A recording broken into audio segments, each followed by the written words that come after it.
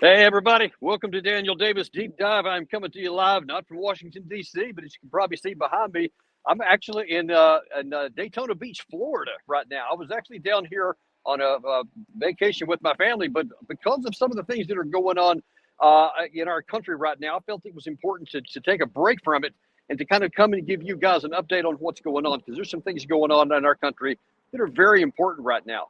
And look, just so you understand where I'm entering this, I've born and bred in Texas, graduated college from Texas.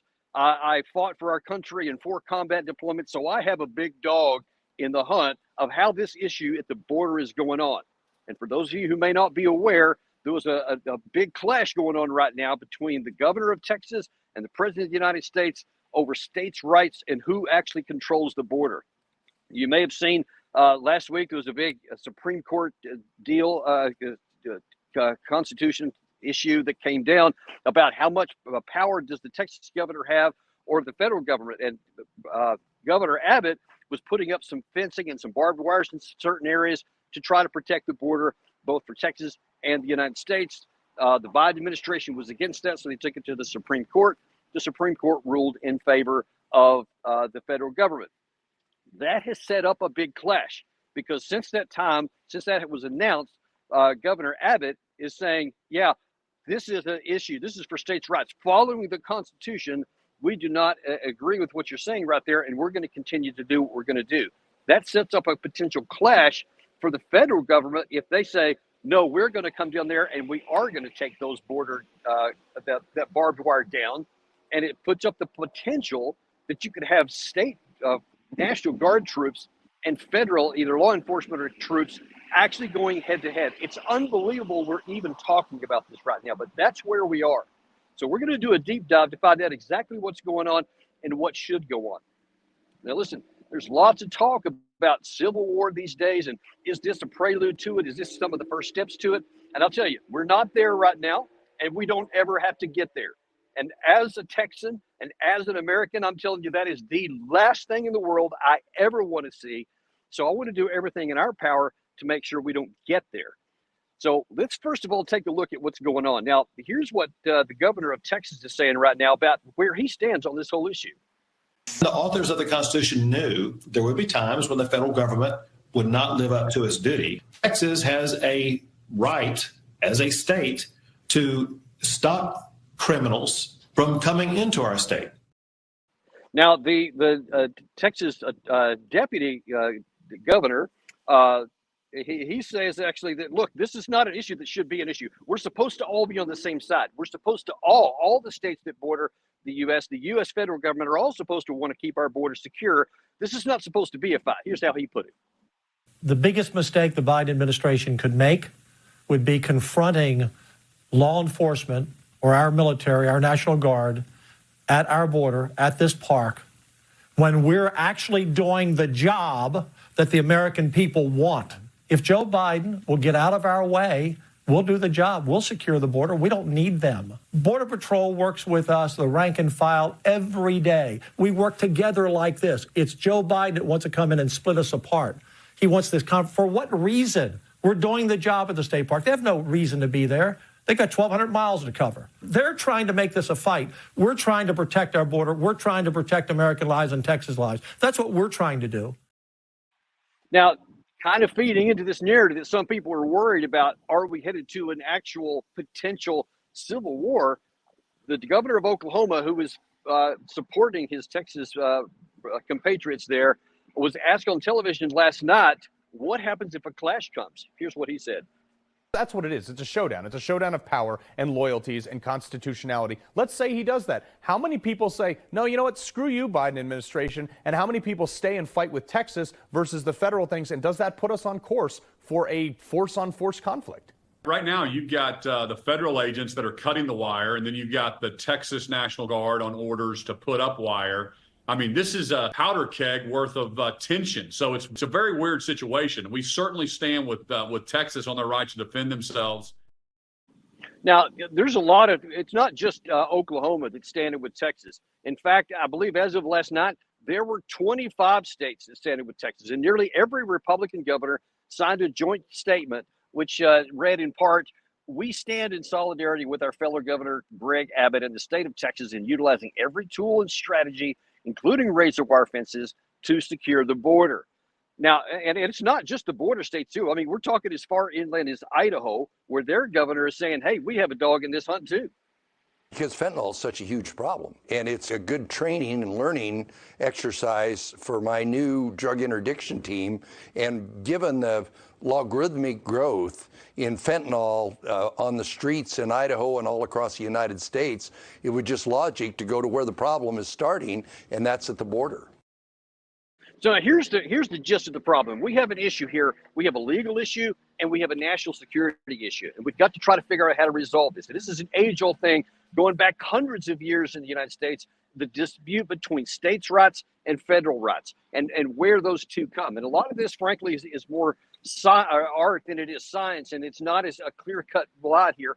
Even in this situation here, it's not as though this Supreme Court deal said that the Texas can't do anything. They can't defend the border. It just said it was one very narrow issue about razor wire here in this one area.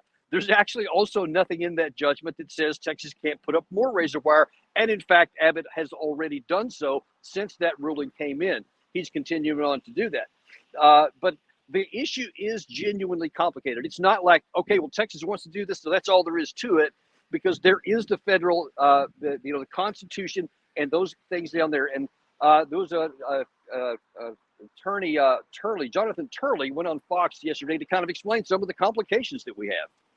When Benedict Arnold took 1,600 men into Canada, it was an invasion. And yet when millions cross into Texas, it's lax law enforcement. And I can understand why Texans balk at that and say, this is an imminent danger to us. The problem is that the courts are likely to say that lax enforcement has been a problem all along. There's been a problem with people crossing that border, and that this provision was really written at a time when those border states were in constant danger of an actual invasion by a foreign power. So that's the reason I think Texas will have a hard time threading this needle in federal court. But that does not relieve the Biden administration politically or even legally, as Texas invokes its other authority as a state power to protect its citizens. Now, I want to address that issue there because I've heard it raised in a number of venues where people say, yeah, well, when they actually made the Constitution and when it was drafted hundreds of years ago, they're talking about like an army invading in, and they were not talking about this. Okay, one important thing to understand about the Constitution and our country, it's a living document. It was never meant to be handcuffs that said that the conditions that existed in 1776 are the same ones that are going to continue ad infinitum, and that we can never adjust our situation to the current environment that we have. We can, and there are provisions for that, and this is one of those, because it's a matter of interpretation. Because at the time that the Constitution was written, there wasn't an issue with illegal immigrations from Mexico coming across, and fentanyl and all those kinds of things. Those are things that exist now. So if the state of Texas, which Governor Abbott has, says this we constitute an invasion, it's not an armed army coming across in uniforms, but it is an invasion according to his definition, because it's causing harm to the state of Texas and to the United States, as you saw from the Idaho governor. It goes all the way up into the country, and it affects nearly everybody.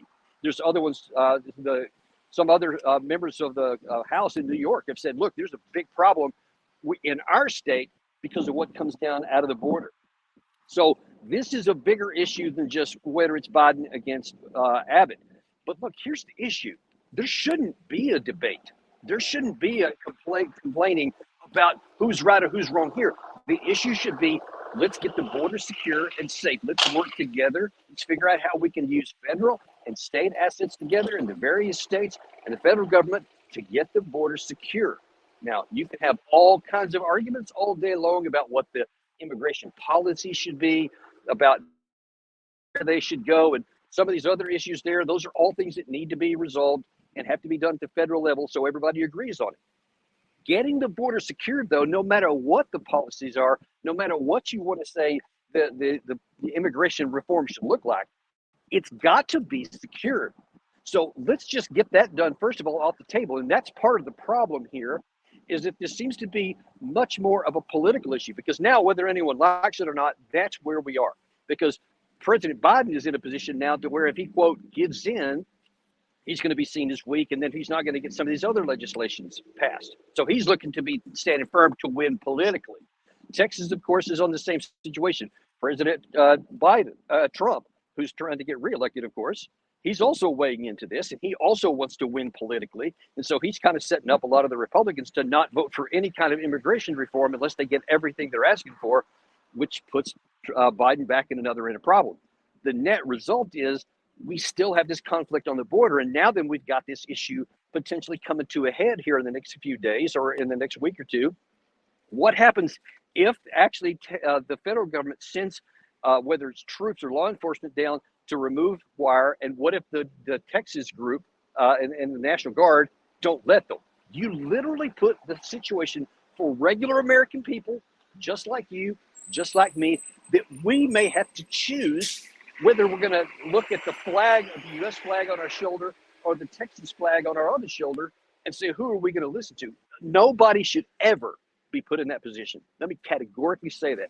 Those politicians, Republican, Democrat, everybody else, federal and state level, should never put a regular American person, a regular Texan, or any other state member into the position where they have to choose and decide who they're going to listen to. That is a no-win situation, which should never happen.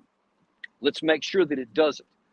But the net here is that we have to find a way to get this resolved, to get the border secured. Now, Doug McGregor, who we have on this show quite a lot, look, he's of course got his views. He doesn't think that the Biden administration is shooting straight. He doesn't think it's about actually securing the border. It's about the political things. But he does have some ideas of what he thinks should happen.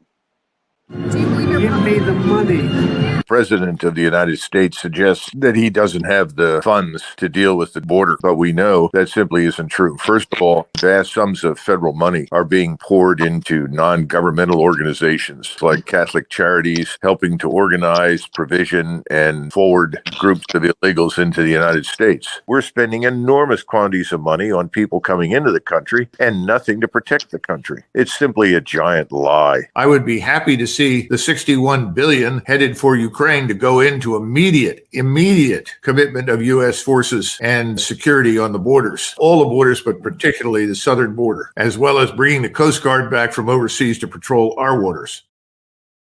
Okay, lots of people have different ideas. We're actually going to have Doug on Monday. You'll want to tune in on that. I'm sure he'll probably be giving us more information on that and updates on things that happen over the next few days in between now and then.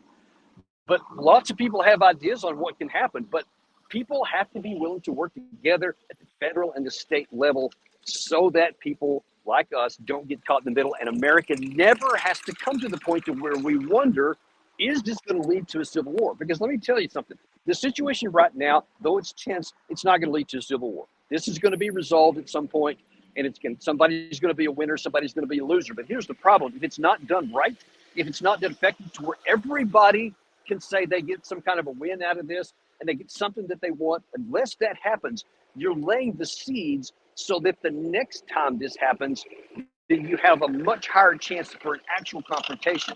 It's not unreasonable to suggest that somebody on either the federal or one of the state levels could be saying, we're going to set things up in the next time, and they're looking for an opportunity to actually have a clash, to say, I'm tired of the way this is working out, I'm tired of getting kicked around and lost.